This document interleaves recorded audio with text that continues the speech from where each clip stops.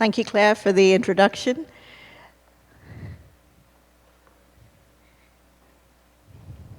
I've been told I need to stay on this side of the stage, so I can't walk too much. My natural tendency as a presenter is to walk, and that's a very good skill. Tomorrow, when you're presenting, you need to do the same thing, okay? But today, I'm going to sit tight and stay on this side. Okay, so good afternoon, everyone. Good. Oh, I love it, an interactive audience.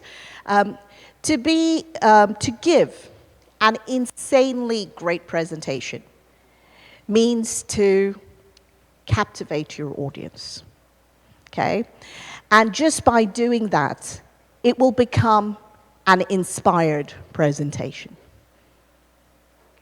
Be it an informative one or a persuasive one.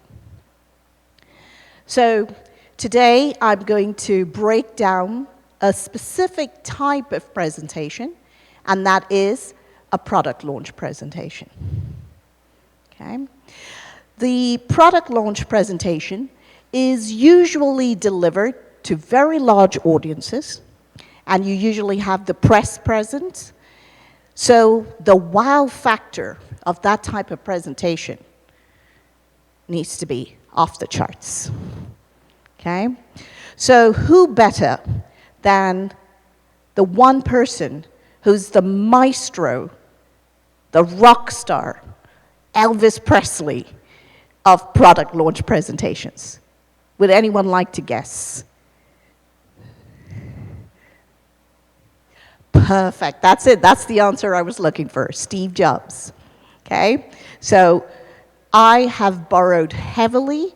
I will make a lot of references to examples that he used, techniques he used, and I'll also be sharing video clips, very brief, short video clips of some of the techniques he actually uses in his presentations. So you can start adopting it into your style, okay? Right, so my talk will comprise of 3 parts. The first part will be you as the presenter. The second will be about your presentation. And what I mean by that is your PowerPoint and the content on your PowerPoint, okay?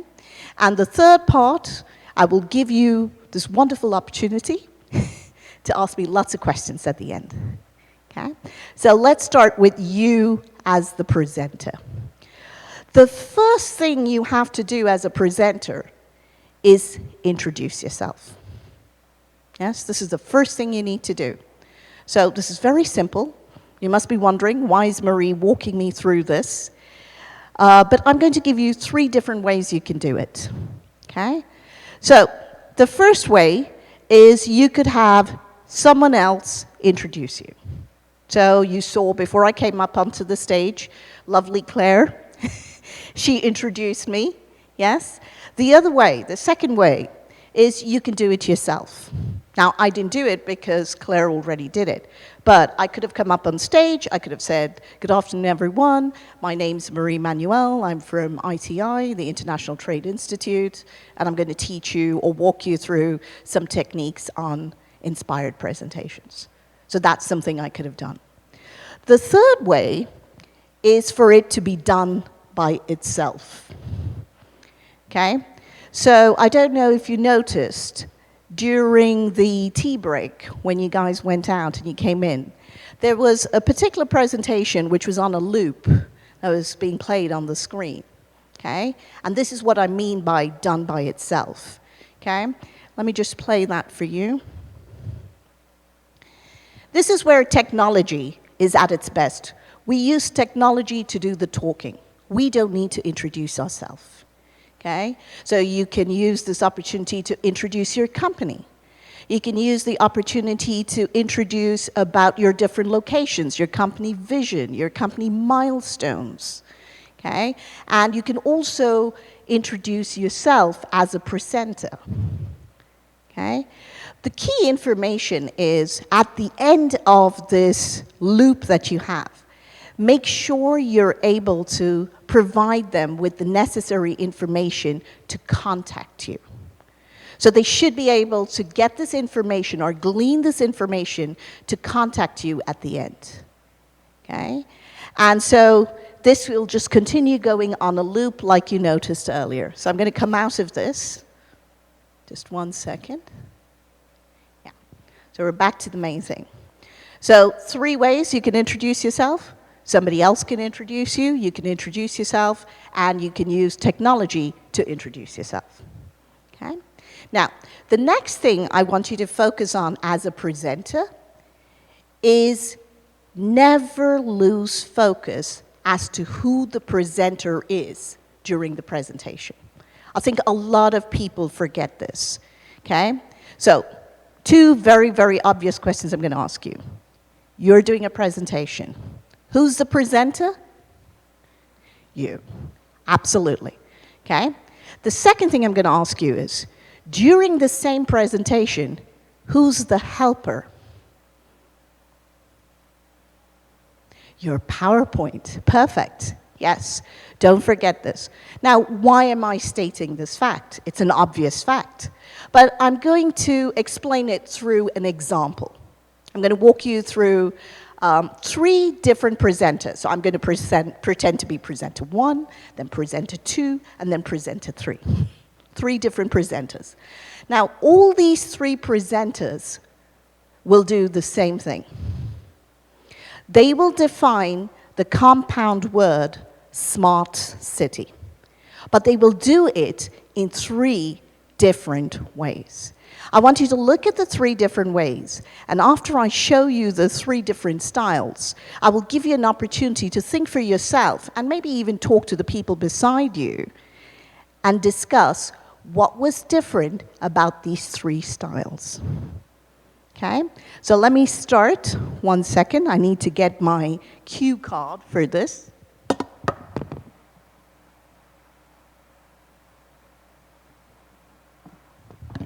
Okay, so a little bit of drama. Okay, right, so I'm presenter 1 now, okay? I'm pretending to be presenter 1. Okay, empowering and enabling an urban location with communication and technology is the very foundation of a smart city. So this is presenter 1. Now, I'm going to take on the role of presenter 2. Okay? So this is what presenter 2 does.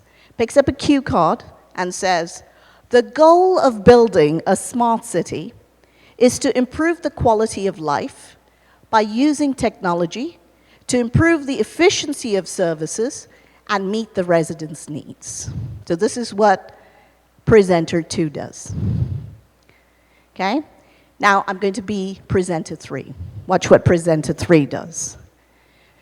According to Wikipedia, a smart city is an urban development vision to integrate multiple information and communication technology solutions in a secure fashion to manage a city's assets. So you saw 3 different styles, okay? I'm going to give you a moment to just think about the 3 different styles and discuss it with people beside you if you want. And what did you notice with the 3 different styles? I'll just give you a moment.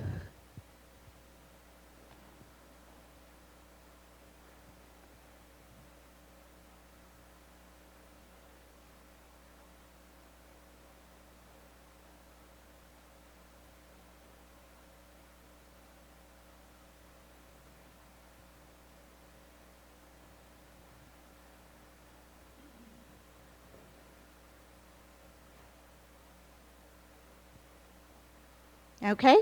Any volunteers as to what you noticed about the 3 different styles? Anyone? Don't be shy. Yes? Sorry? I'm gonna vote for number 2. You like number 2? Okay. Why? Why did you like number 2? Because the picture express the Okay. topic. Okay. Yes? Yeah. Very good. Number 3 is too much. Too many words Yeah, too on much the screen. content. Yeah. Okay, very good. Okay, good point. Any other observations? Yes.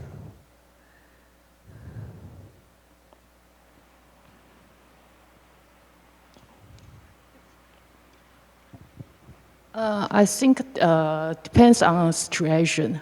If I want to touch on someone, I will choose type 2 because beautiful picture and someone can connect what you want to present to you. Okay. But if I want to give them the difficult information, including maybe scientific, for example, biology, Yes. research, Yes. maybe I will choose type 3. Very good. Yeah, but if I want to guide someone, where I introduce, maybe I will choose number 1. Number 1. Yeah. Okay. Very great observations. Thank you. That was a brilliant audience. Okay.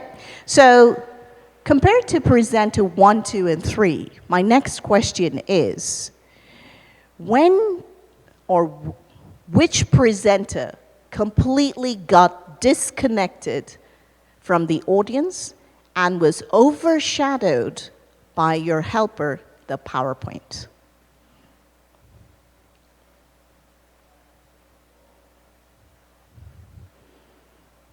Was it 1, 2, or 3 that got disconnected from the audience and the focus was only the PowerPoint? Which one? 1, 2, or 3? That's right, 3. Absolutely. Now, what happened with 3 was they moved to the slide and they started reading from the slide. This can be a mistake. Not necessarily, like you said, if it's a scientific term, you need to be able to access that information. But what happens when you read from a slide is the audience can read for themselves.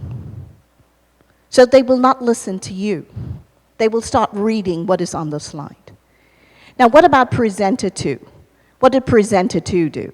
Presenter 2, because it's a definition, so it's a scientific term you want to use, you can use a cue card. So there's only a partial disconnect, okay, not a complete disconnect. Whereas presenter 1 kept it simple, not too scientific, and explained it in very simple terms with a picture. So those are the 3 different styles. So the key point I'm trying to make is, remember, you're the presenter. Stay in control of the presentation. Connect with the audience. Don't lose that focus that they have on you. If you do, the roles get reversed and your PowerPoint becomes the presenter. Okay? So focus on this point. This is really key. Okay.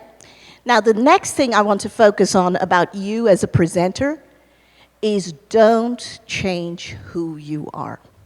All of you are mature individuals, you're supervisors, you're managers, you're capable people.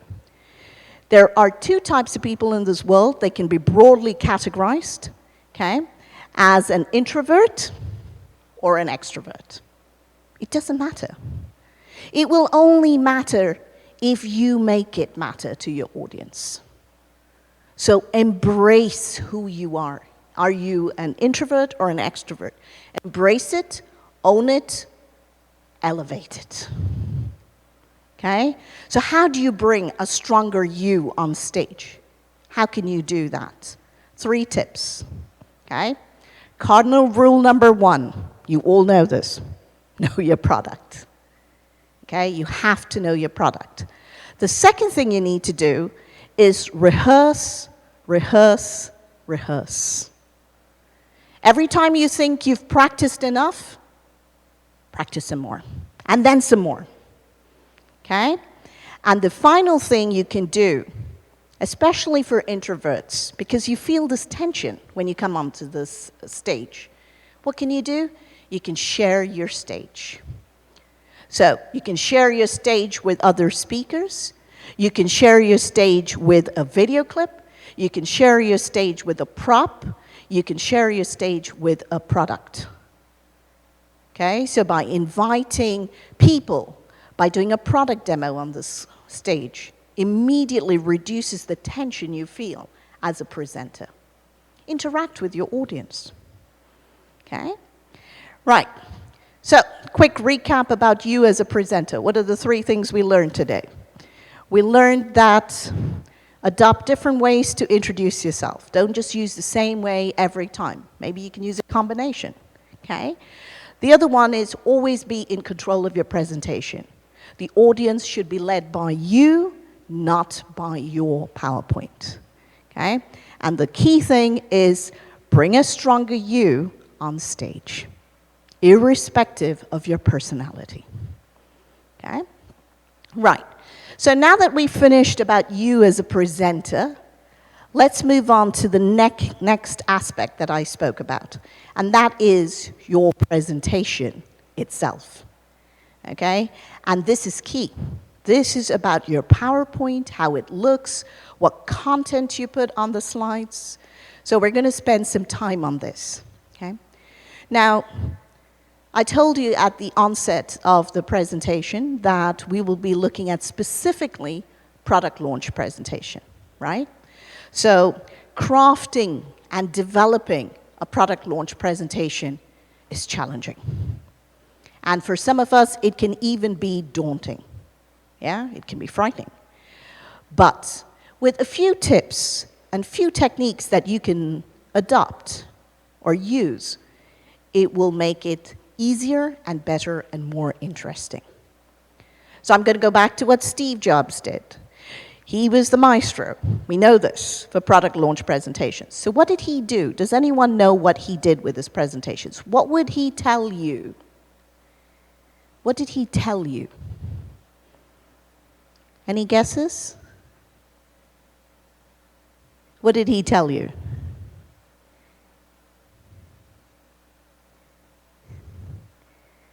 Are you feeling shy? Don't worry, I'll tell you. Very good. He always told a good story. Brilliant. Okay? So, like every good story, you need to have an antagonist, a villain, and you need to have a conquering hero. You must have this. That's a good story. Okay? So, your conquering hero is nothing but your company and your product. You're the solution. And the antagonist can take different forms. It can be an economic issue. It can be a technical challenge. It can be an issue with delivery or logistics. It could be a monetary chasm. There are so many options your antagonist can take. Okay? Now, sorry, this is jumping. So, when you create a story about your product and you want to explain this to your audience, you need to draw a verbal roadmap for them. And how do you do that? You start by sharing their customer experience, locating that difficulty that they face. And then you're the conquering hero. So you showcase your product's USPs. That is your unique selling points of your product. Okay? And finally, you sell the benefit of your product. This is really important. You don't sell the product. Steve Jobs never sold the product. He sold the benefit of the product. And that's what you've got to focus on. Okay? Right. So we've looked at how you need to create a story. What should you do next? Let's look at that. We need to now look at the content. So your presentation content, how should it look? What should it have? I've divided it into 3 parts. How the content should be relevant, how the content should create an experience for your audience, and thirdly, how the content should be sophisticated. Okay? So let's start by looking at relevance. Okay? So how do you know something is relevant and should go onto your PowerPoint for your product launch presentation?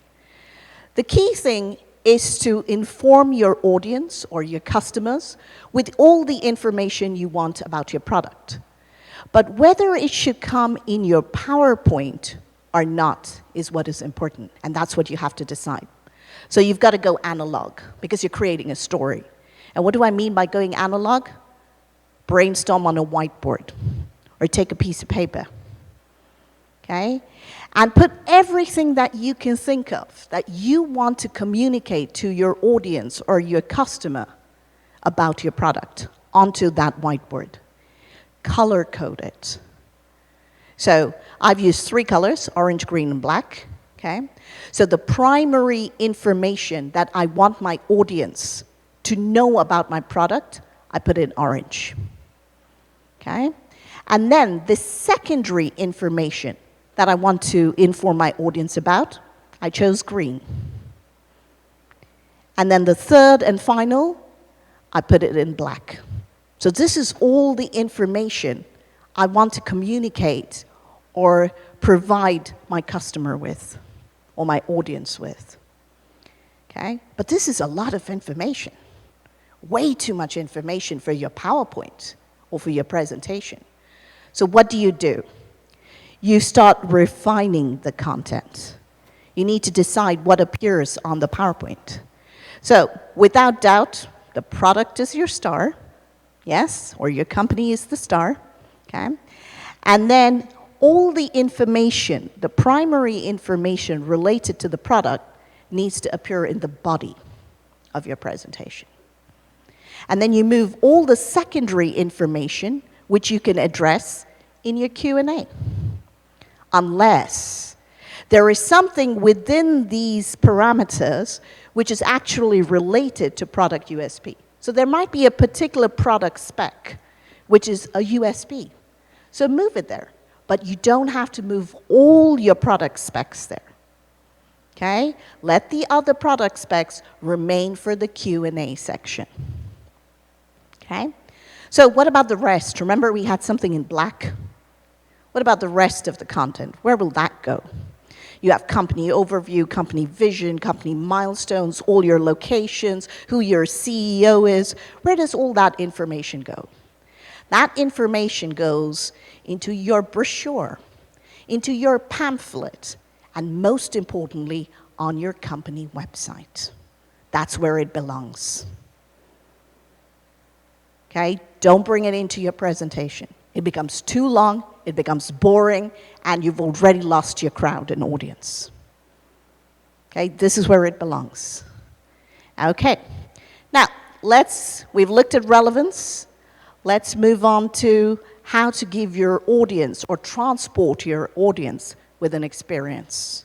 So how do we do that? Okay? Very simple. People will forget what you said. People will forget what you did. But people will never forget how you made them feel. So give them the experience they want. Okay? So how do you do this? This sounds very easy, but it isn't, right? Okay. So the key thing is to appeal to everyone in your audience. Understand your audience. 95% of your audience is made up of 3 types of learners: visual learners, auditory learners, and kinesthetic learners. So if your presentation caters to these 3 types of learners, your presentation will be a success. So you have to cater to them.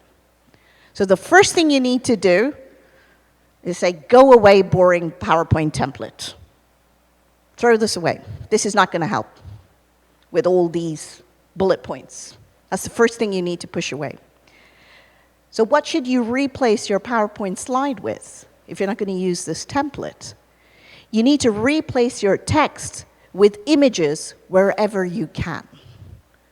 So I'm giving you an example of an image, a similar image, not the exact same image, that Steve Jobs used when he said these words. He said, as we arrive at iPhone's first birthday, we're going to take it to the next level. But he didn't put these words up. He said those words, but he only had the picture of a birthday cake with one candle. So a picture speaks volumes. Okay?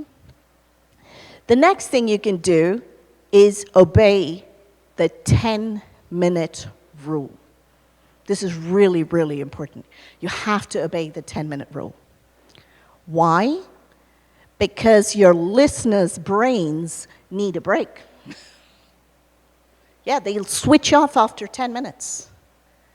So I'm going to go back to Steve Jobs. I'm going to look at what he did with a 30-minute presentation. If you go and watch his videos, you will notice that on every 10th minute, he will break it with something sensational. And what does he do?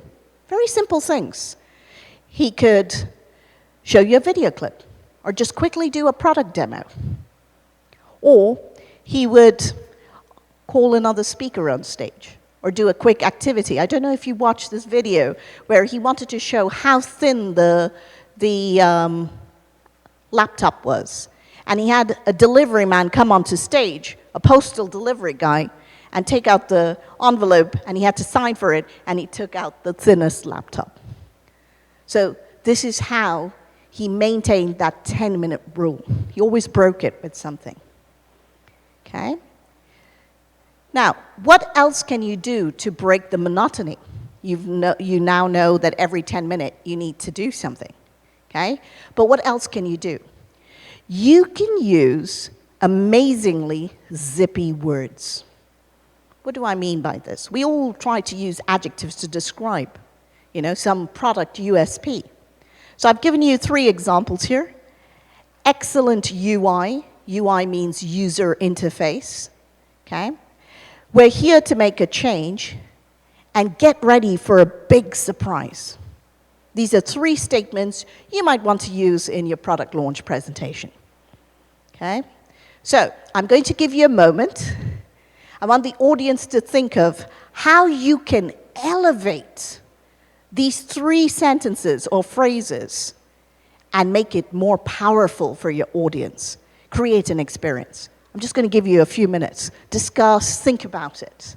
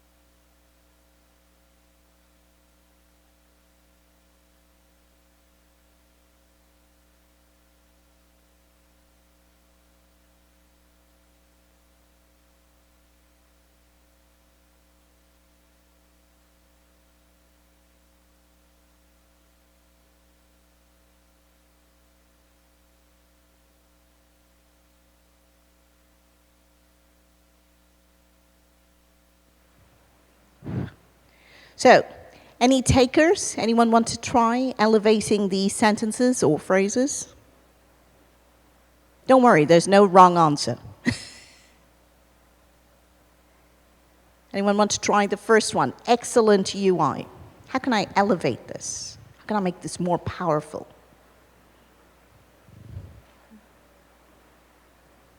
I'll give you a clue. You just changed the first word, the adjective.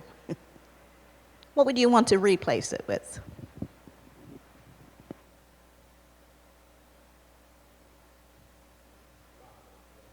Very good. Smart UI. Excellent. Yeah, like smart city, smart UI. Very good. Let's try the second one. We're here to make a change. What can we say otherwise than saying we're here to make a change?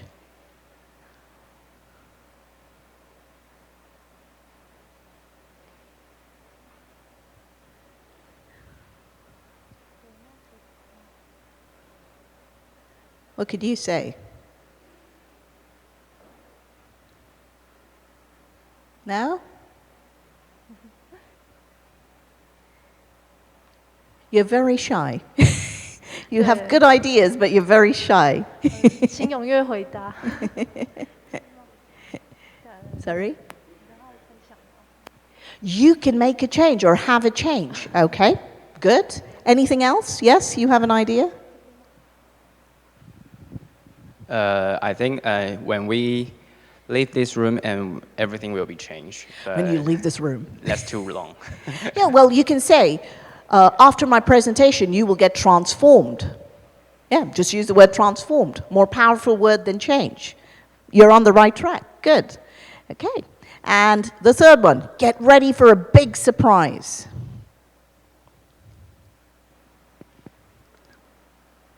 How else could you say this? Get ready for a big surprise. You're doing a product launch, so you've got to say this. You're going to unveil this new product. So how else can you word this? Yes. Get ready for a new world. Oh, I love that one. That's brilliant. Excellent. Yes. So I'm glad you got the idea. You've all come up with great examples. Now, let's just look at what Steve Jobs came up for these. Okay? So the first thing he did was revolutionary UI. Okay? And the second thing he said for we're here to make a change, he said, we're here to put a dent in the universe. That's really powerful. Okay?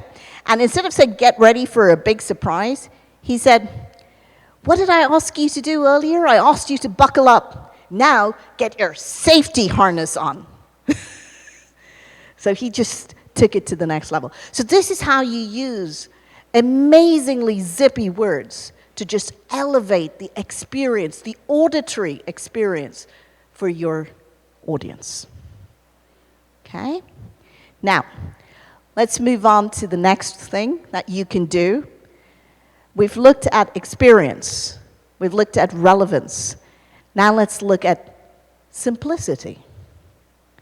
Okay? And how important simplicity is. So everyone knows Leonardo da Vinci. And what did he say? He said, simplicity is the ultimate sophistication.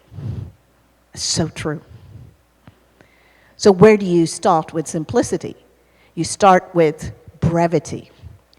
Now, social media plays a vital, vital role in today's world. And it has redefined the way we communicate, especially business communication. Everybody is exchanging ideas or communicating concisely, briefly, shortly. So let's take Twitter, for example. The maximum post or tweet is 140 characters. And I use the word characters, not words, not letters, characters. So that includes your full stop, your comma, your space, everything. So you need to deliver with punchlines, okay, and be brief. The next thing you need to look at is jargon. Jargon has such a weird way of creeping in when we are speaking or communicating. So what does the word jargon mean? Jargon is the specific language that is used by a particular industry. So the IT industry, if there are two software engineers talking to each other, we probably won't understand half of what they're talking about because they're going to be using a lot of IT jargon. Okay? And every industry has this. So the key is to not use it. So let me give you an example. Let's take an iPod, for example. So if I want to explain the size of the iPod and its storage capacity, I could use jargon. I could say it is 2.3 inches by 8.5 inches big. And I could say it has 256 GB for storage. Okay, this is what I could say. But what if I didn't want to say it that way? What if I didn't want to use jargon? What could I say? I could say an iPod is the size of a deck of cards. Okay? Now I want you to look at the storage. I'll say, imagine 1,000 songs in your pocket. The product specs can come in your brochure. The product specs can come on your company website. The product specs can come in your pamphlet. It need not come into your presentation. Okay? Now, so, just by doing that, you avoid jargon creeping into your presentation. Okay? The next thing you need to do is look at how your slide looks to the audience. So I've taken an example of a slide. So I want you to look at this slide. It's a pretty busy slide. There's a lot happening on the slide. So I'm the audience and I'm looking at the slide. I have text, I have an image, I have graphs. I have a lot of data over there. It's just confusing me. I don't know what I'm supposed to do with this information. It's a information overload for me as the audience. And the important thing is when the presenter is talking, it's not connecting to what they are saying. So, avoid a busy slide. Yeah? So there are many ways that you can present data. You can present data through text, you can show information through a product demo, through a video clip, and so many ways. But what about a graph? A graph is a difficult one. Many people struggle when they have to explain a graph. The key thing about a graph is make sure that the vital information appears, very basic information. And then while you're describing the graph, you walk them through the plotted lines, one at a time. Don't show everything together, because they don't know what they're looking at. So make sure you guide them through that. Okay? So I'm going to show you your first video clip of the day. Steve Jobs describing a graph, and he's comparing his products with that of a competitor. So let's watch that slide. So if you kind of make a business school 101 graph with a smart axis and the easy to use axis, phones, regular cell phones are kind of right there. They're not so smart, and they're not so easy to use. But smartphones are definitely a little smarter, but they actually are harder to use. They're really complicated. Just for the basic stuff, people have a hard time figuring out how to use them. Well, we don't want to do either one of these things. What we want to do is make a leapfrog product that is way smarter than any mobile device has ever been and super easy to use. This is what iPhone is. Okay? Okay, so I don't know if you could hear the audio clearly enough, but at least you could see what he was doing. When he was explaining, he was controlling what information appeared on the graph step by step. And he also used an amazingly zippy word. He said iPhone leapfrogged. So he drew a picture in your mind of a frog leaping high into the air and going where nobody else did. Okay, so let's look at the next thing that I want to talk about. I don't know if you know this fairy tale about the little girl Goldilocks and the three bears. Yeah, maybe some of you do. But what I'm trying to say here is there was a reason why Goldilocks did not meet 4 bears, but met only 3 bears. There's a reason. And that reason is the rule of 3. All speechwriters, people who give speeches, presentations, follow this rule. Obama, Trump, whoever. They follow this rule of 3. Why? Because the number 3 is pervasive. From childhood, we've read little stories, the 3 little pigs. When we're running a race, we say, 1, 2, 3. Start. When we're taking a photograph, we say, 1, 2, 3. Yeah? And then when we are testing the mic, we say, testing, 1, 2, 3. We don't say 4. Because the number 3 is pervasive. So if you want something to stick in your audience's mind, you need to follow this rule of 3. Okay? So let's watch how you can elevate the rule of 3. Today, we're introducing 3 revolutionary products of this class. The first one is a widescreen iPod with touch controls.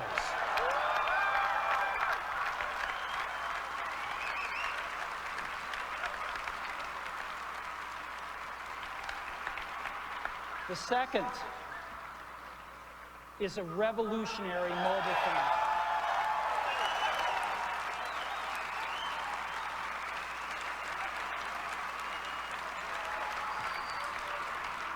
And the third is a breakthrough internet communications device. So, 3 things: a widescreen iPod with touch controls, a revolutionary mobile phone, and a breakthrough internet communications device. An iPod, a phone, and an internet communicator. An iPod, a phone. Are you getting it? These are not 3 separate devices. This is one device. And we are calling it iPhone. Today, Apple is going to reinvent the phone. Okay, so let's quickly analyze what he did. Did you notice that he had only 3 images on his screen? He introduced each one separately. And then, when he was delivering a bit of humor, it was dry humor, but it was humor. He repeated it 3 times so that the audience realizes, and he can guide them to it through humor, that they're not 3 separate things, but they're just one thing. And this is something you can do with the rule of 3. You can elevate it with a little bit of humor. Okay? Humor is tough. It's not easy to be funny, but you have to try. Okay? So, following the rule of 3, I come to the end of my presentation with the Q&A section. And you can ask me questions that you have. Okay, so you have an opportunity, because I'm sure many of you give presentations. Now, some of you might feel it a little difficult to ask the question you want in English. I'm perfectly all right if you ask me in English, but if you feel more comfortable asking it in Chinese, you can. It doesn't mean I understand Chinese, but Anna will, or Claire will translate it, so you can ask it to me. Whatever you're comfortable with. The key thing is you can ask me questions. Okay? Right. So the floor is yours. You can ask me any question you want.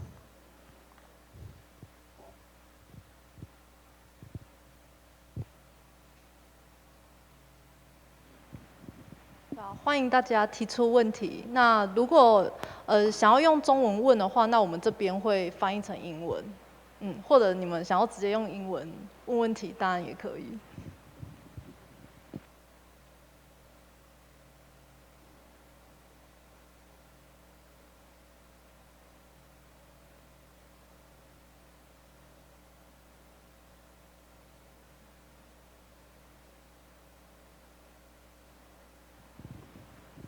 不好意思。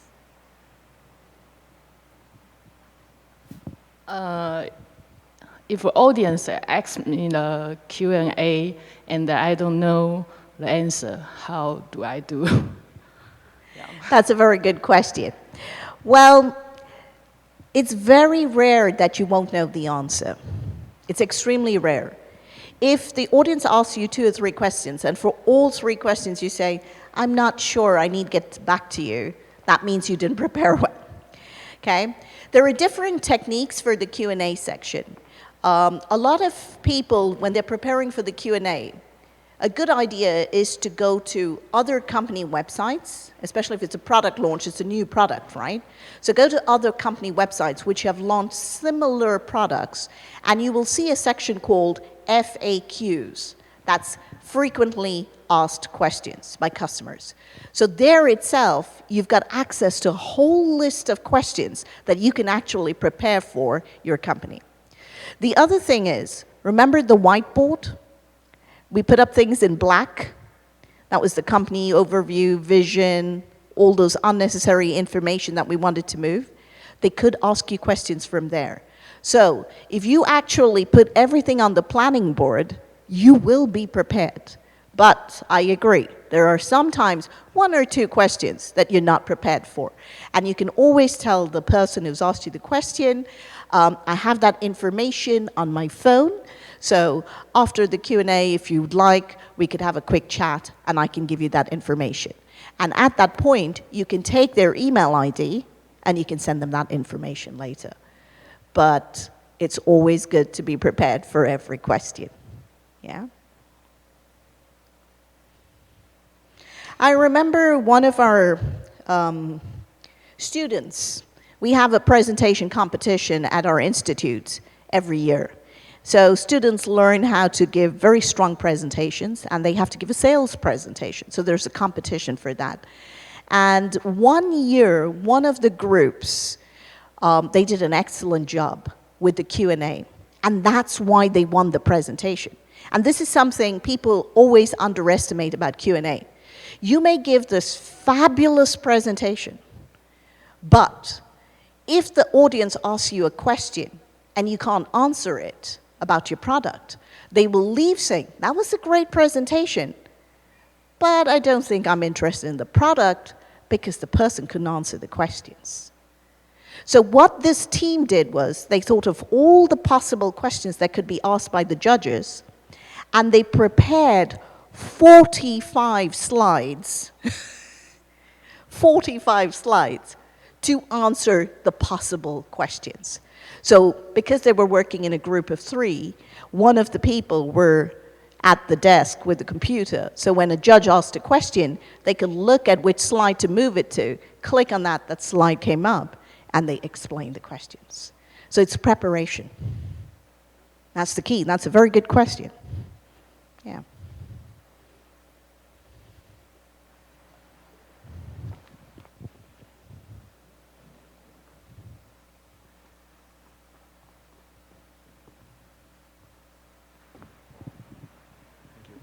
Okay.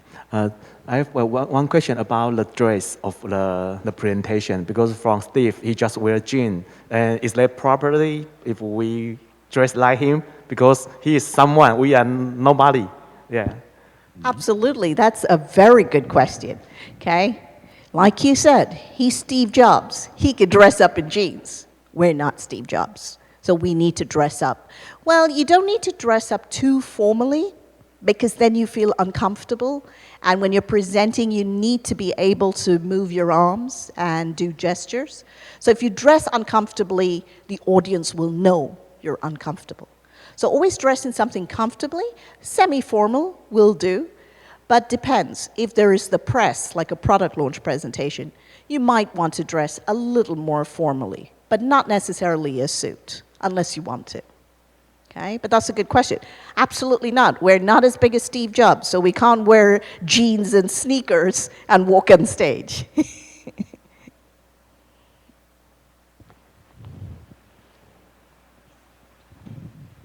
Yeah, recently we're encountering the COVID-19, right? Yes. So everything we go to like webinars. So do you have any recommendations about webinars? When we do webinars, what part we need to take care about this? Something like notes, so we can have some idea. Yeah, thank you. Absolutely. Yes, with COVID-19, delivering presentations through a webinar or live streaming like we're doing today has become quite common. The key thing about a webinar is when you are presenting, still present on stage. Okay? Make sure that you're not sitting in front of a camera and presenting with a fake background. No, that doesn't help. It's going to affect how you look as a presenter. So even if you don't have an audience, go find some friends and tell them, sit over there, pretend to be my audience. Okay? Because you need to be able to make a connection with your audience. If you just look at the camera, that's a whole new experience. Oh my God, that's frightening. Just to talk to a camera and not talk to people. It's a totally different experience. I don't like it.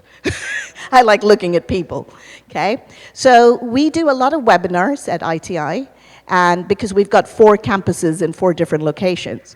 So we always make sure we're on a stage, we're presenting, we have a PowerPoint slide, we have a real audience or a dummy audience, it doesn't really matter, but we make sure that that is streamed or live streamed with a real situation. So that's a very good question, okay? Everything else will follow. It should be the same style, okay?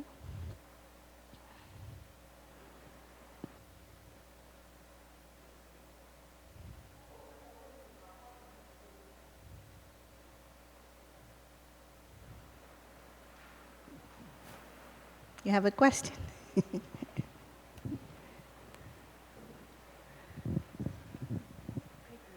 It's a very good presentation. Thank you very much. Oh, you're welcome. Yeah, you really done a lot. So is it possible to get your file, presentation file? Yes. Yeah. That's a very good question. Yeah, that's a question. Thank you Well, very it's not a much. question, it's a suggestion or a request. I've already shared my PowerPoint. I've also prepared a handout. So there are some tips about what is the rule of 3. There's some information about how to give a good product demo on stage. And all of the things like amazingly zippy words, I've given you examples of them. So Claire will send that to you after the presentation, so you will definitely have access to that. Okay? Yeah.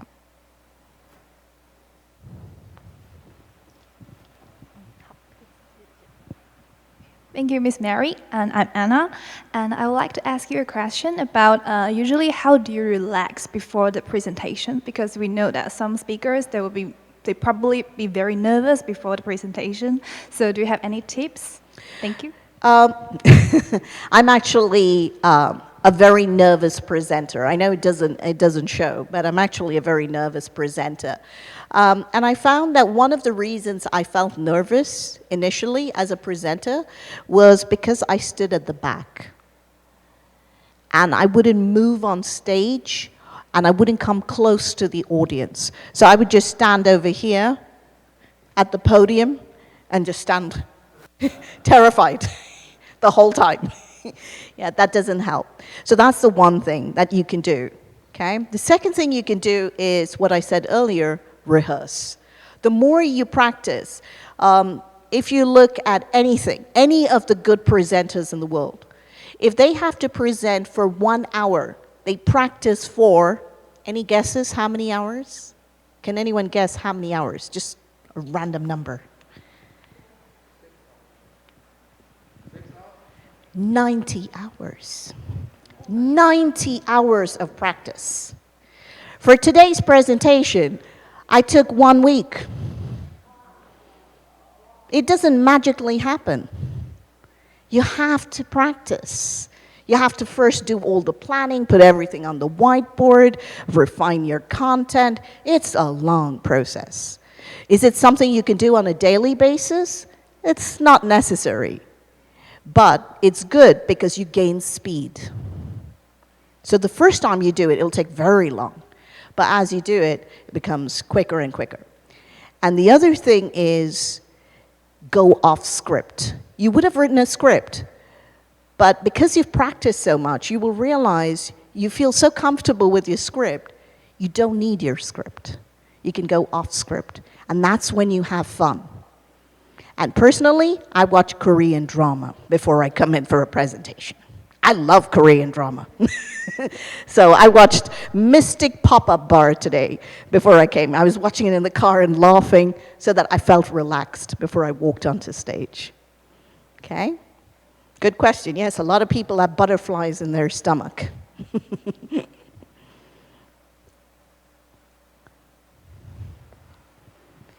有没有任何问题呢？想要问一下 Marie 老师。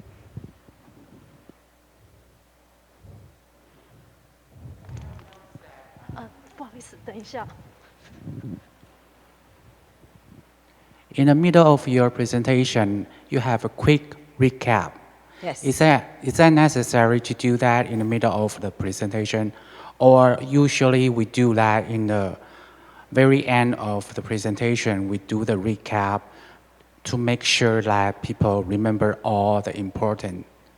If you do it at the end, sometimes it might be too much. The reason why I did the recap after the you as a presenter was because there were just 3 points. And like the rule of 3, I wanted to reinforce and emphasize in the audience's mind that they need to remember these 3 things when they are a presenter. So I was kind of recapping that first part. But yes, you can do the recap at the end. But the problem is when you do a recap at the end, it might become too long and you can't maintain the rule of 3. So if you break the rule of 3, that means you're losing your audience's attention. That's a very good question, yeah. So another thing I want to bring up is because this is something my students struggle with. They have pretty decent TOEIC scores, high scores, when they come to us, and they learn how to do presentations, and they're like, Marie, I'm feeling so nervous because I have to speak in English the whole time for an hour or half an hour. How do I maintain that? And my answer to them always is, language is not the barrier. Language should never be the barrier. Don't worry about the fact that you don't know the perfect word to describe the perfect thing. Communicate in simple words what you want to communicate. And use pictures and use text to do the talking for you. Then you don't have to form long sentences. It can be very short sentences like your tweets. And that should be your focus. So don't think that language is a barrier. Never let language be the barrier. Okay? If you worry about the language, it's tough. Okay? Yeah.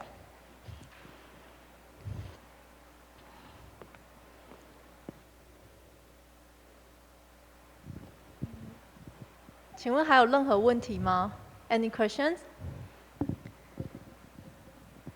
Okay, going once, twice, thrice. That's it.